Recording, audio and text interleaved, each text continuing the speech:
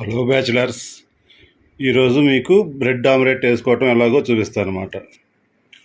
ముందుగా ఇలా 3 గుడ్లు పగలగొట్టుకొని ఒక గిన్నెలో పోసేసుకోవాలి. ఒకటి పెద్ద ఉల్లిపాయ ఒకటి బాగా సన్నగా తరుక్కొని అది వేసేసుకోవాలి. 2 పచ్చిమిరపకాయలు బాగా సన్నగా తరుక్కోవాలి. కొత్తిమీర బాగా సన్నగా తరుక్కోవాలి. టేస్ట్ సరిపడా సాల్ట్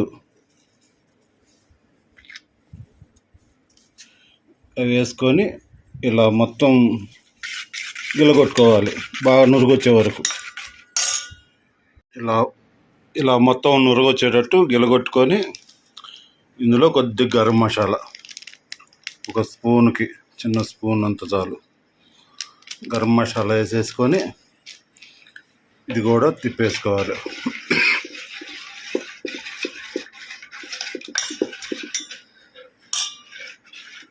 ఇలా పక్కన పెట్టేసుకొని బ్రెడ్ నేను ఇది బెంగళూరు బేకరీలో తీసుకున్నాను అన్నమాట. ముక్కలు పెద్ద పెద్దగా వచ్చేటట్టు కట్ చేయించుకున్నాను. ఎందుకంటే మనకి సైజులు కరెక్ట్గా పెద్దవి తీసుకుంటే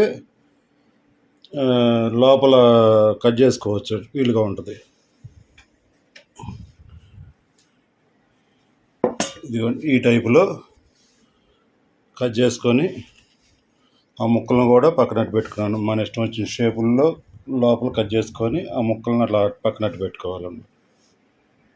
ఇప్పుడు పొయ్యి మీద కళాయి పెట్టుకొని వేయించుకోవాలి. ఇలా కళాయి పెట్టుకొని నూనె వేసుకొని కాగిన తర్వాత మనం ముందుగా కట్ చేసుకున్న బ్రెడ్ ముక్కల్ని ఇలా పెట్టుకొని దానిలో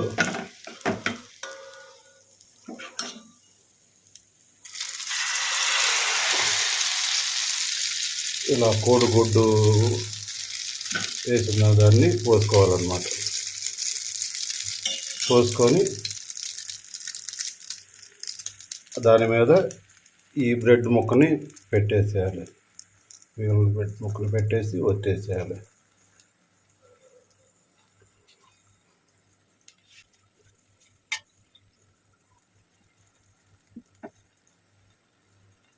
ఇలా ఒత్తేసిన తర్వాత మళ్ళా దీన్ని ఇలా రివర్స్ తిప్పుకోవాలి.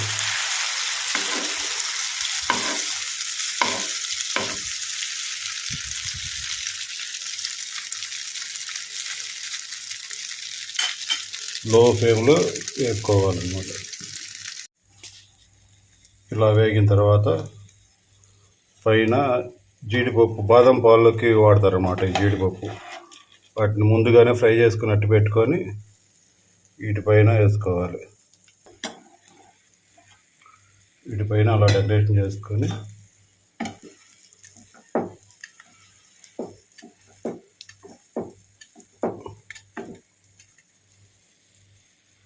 ఇలా ఒత్తుకొని పెట్టుకొని చూసారుగా రెడీ అయిపోయింది. దీన్ని తీసేసి ఓ ప్లేట్లో పెట్టుకోవచ్చు.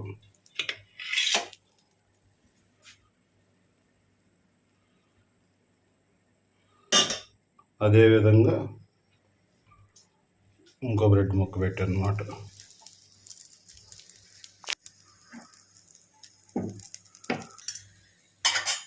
దీనిలో కూడా అదేవిధంగా ఈ ఎగ్ మిశ్రమాన్ని పోసుకోవాలి.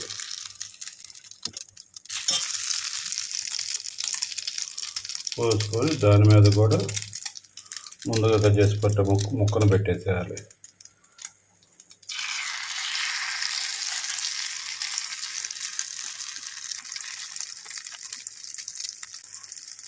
వెంటనే రెండో వైపుకి మార్చుకోవాలి.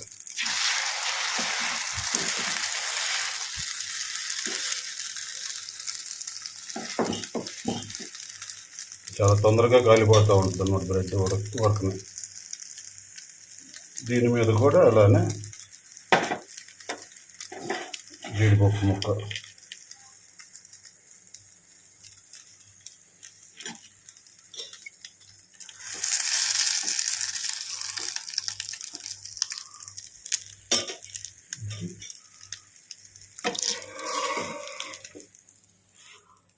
పక్కన పెట్టేసుకోవటం.